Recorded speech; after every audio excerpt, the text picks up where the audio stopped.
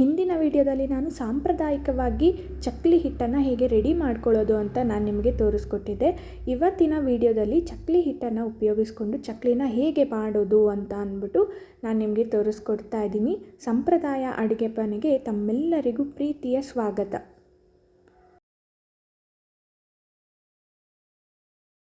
ನಾನು ಇಲ್ಲಿ ಬೀಸಿಟ್ಕೊಂಡಿರುವಂಥ ಚಕ್ಕಲಿ ಹಿಟ್ಟನ್ನು ನನಗೆ ಬೇಕಾಗಿರೋ ಕ್ವಾಂಟಿಟಿನಲ್ಲಿ ನಾನು ತೊಗೊಳ್ತಾ ಇದ್ದೀನಿ. ಇದಕ್ಕೆ ಒಂದು 1/4 ಟೇಬಲ್ ಸ್ಪೂನ್ನಷ್ಟು ಹಿಂಗನ್ನು ಹಾಕ್ಕೊಳ್ತಾ ಇದ್ದೀನಿ. ಹಾಗೆ ಒಂದು 3ರಿಂದ 4 ಸ್ಪೂನ್ನಷ್ಟು ಬಿಳಿ ಎಳ್ಳನ್ನು ಹಾಕ್ಕೊಳ್ತಾ ಇದ್ದೀನಿ. ನಿಮಗೆ ಬೇಕಾಗಿದ್ದರೆ ಇದಕ್ಕೆ ಓಂಕಾಳು ಹಾಕ್ಕೊಳ್ಬೋದು ಅಥವಾ ಜೀರಿಗೆ ಕೂಡ ಹಾಕ್ಕೊಳ್ಬೋದು.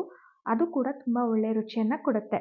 ಹಾಗೆ ನಾನಿಲ್ಲಿ 1.5 ಸ್ಪೂನ್ನಷ್ಟು ಉಪ್ಪು ಹಾಗೆ 1.5 ಸ್ಪೂನ್ನಷ್ಟು ಅಚ್ಚ ಖಾರದ ಪುಡಿನ ಹಾಕ್ಕೊಳ್ತಾ ಇದ್ದೀನಿ. ಈ ಖಾರದ ಪುಡಿ ತುಂಬಾ ಖಾರ ಇರುತ್ತೆ. ಅದಕ್ಕೋಸ್ಕರ ನಾನಿಲ್ಲಿ ಅಚ್ಚ ಖಾರದ ಪುಡಿ ಮನೆಯಲ್ಲೇ ಮಾಡ್ಕೊಂಡಿರೋಂಥ ಖಾರದ ಪುಡಿನ ಉಪಯೋಗಿಸ್ತಾ ಇದ್ದೀನಿ. ನಂತರ ನಾನಿಲ್ಲಿ ತೋರಿಸ್ತಾ ಇರೋ ಬಟ್ಲಲ್ಲಿ 3/4 ಬಟ್ಲಷ್ಟು ನಾನು ತುಪ್ಪವನ್ನು ಹಾಕ್ಕೊಳ್ತಾ ಇದ್ದೀನಿ. ಮೊದಲಿಗೆ ನೀರನ್ನು ಹಾಕ್ಕೊಳ್ದೆ ಈ ಉಪ್ಪು, ಖಾರ, ತುಪ್ಪ ಹಾಗೆ ಎಲ್ಲನೂ ಒಂದಕ್ಕೊಂದು ಚೆನ್ನಾಗಿ ಬೆರ್ಕೊಳ್ಳೋ ರೀತಿಯಲ್ಲಿ ಹಾಗೆ ಮಿಕ್ಸ್ ಮಾಡಿದ ನಂತರ ಒಂದು ಸ್ವಲ್ಪನೇ ನಾನು ತಣ್ಣೀರನ್ನು ಹಾಕ್ಕೊಂಡು ಚೆನ್ನಾಗಿ ಮಿಕ್ಸ್ ಮಾಡ್ಕೊಳ್ತಾ ಇದ್ದೀನಿ.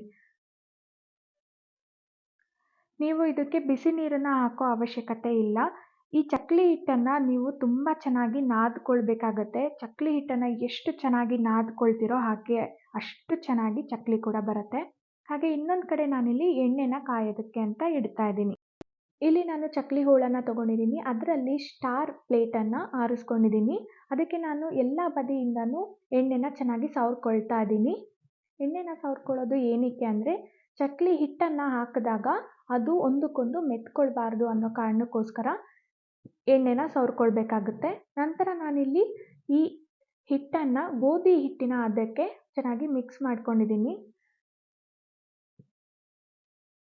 ಇವಾಗ ಅದನ್ನು ಚಕ್ಕಲಿ ಹೋಳಿಗೆ ತುಂಬಿ ನಾನು ಚಕ್ಕಲಿ ಹಾಕೋದಕ್ಕೆ ಟ್ರೈ ಮಾಡ್ತಾ ಇದ್ದೀನಿ. ನೋಡ್ತಾ ಇರ್ಬೋದು ನೀವಿಲ್ಲಿ ಕಟ್ ಆಗ್ತಾ ಇದೆ.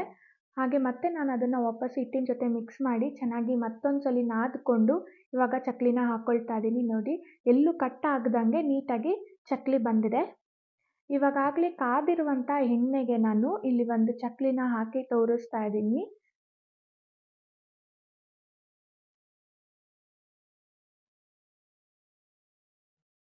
ನೋಡಿ ಎಲ್ಲೂ ಸಹ ಕಟ್ ಆಗದಾಗೆ ಚಕ್ಕಲಿ ಅಷ್ಟೇ ನೀಟಾಗಿ ಎಣ್ಣೆಯಲ್ಲಿ ಇದಾಗ್ತಾ ಇದೆ. ಚಕ್ಕಲಿನ ನೀವು ಹಾಕುವಾಗ ತುಂಬ ಹೈ ಫ್ಲೇಮ್ನಲ್ಲಿ ಇಟ್ಕೊಂಡು ಚಕ್ಕಲಿ ಮಾಡಬೇಡಿ. ಏನಕ್ಕೆ ಅಂದರೆ ಅದು ಸೀದೋಗುತ್ತೆ. ಹಾಗೆ ಒಳಗಡೆ ಬೇಯೋದಿಲ್ಲ, ಮೇಲ್ಗಡೆ ಮಾತ್ರ ಬಣ್ಣ ಬದಲಾಗಿರುತ್ತೆ. ಮೇಲ್ಗಡೆಯಿಂದ ಮಾತ್ರ ಅದು ಸೀದೋಗಿರೋ ಥರ ಅನಿಸುತ್ತೆ, ಒಳಗಡೆ ಎಲ್ಲ ಮೆತ್ತಗಿರುತ್ತೆ. ಆದಷ್ಟು ನೀವು ಕಡಿಮೆ ಉರಿ ಅಥವಾ ಮೀಡಿಯಮ್ ಫ್ಲೇಮ್ನಲ್ಲಿ ಇಟ್ಕೊಂಡು ನೀವು ಚಕ್ಕಲಿನ ಮಾಡ್ಕೊಳ್ಳೋದ್ರಿಂದ ಅದು ತುಂಬ ಕ್ರಿಸ್ಪಿಯಾಗಿ ಬರುತ್ತೆ. ಹಾಗೆ ರುಚಿನೂ ಕೂಡ ತುಂಬಾ ಚೆನ್ನಾಗಿರುತ್ತೆ.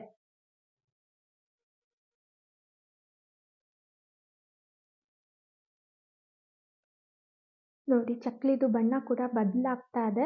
ನೀವು ಆತ್ರವಾಗಿ ಬೇಗ ಆಗಲಿ ಅನ್ನೋ ಕಾರಣದಿಂದ ಚಕ್ಕಲಿನ ಮಾಡಿದ್ರೆ ಅದು ಚೆನ್ನಾಗಿ ಬರೋದಿಲ್ಲ.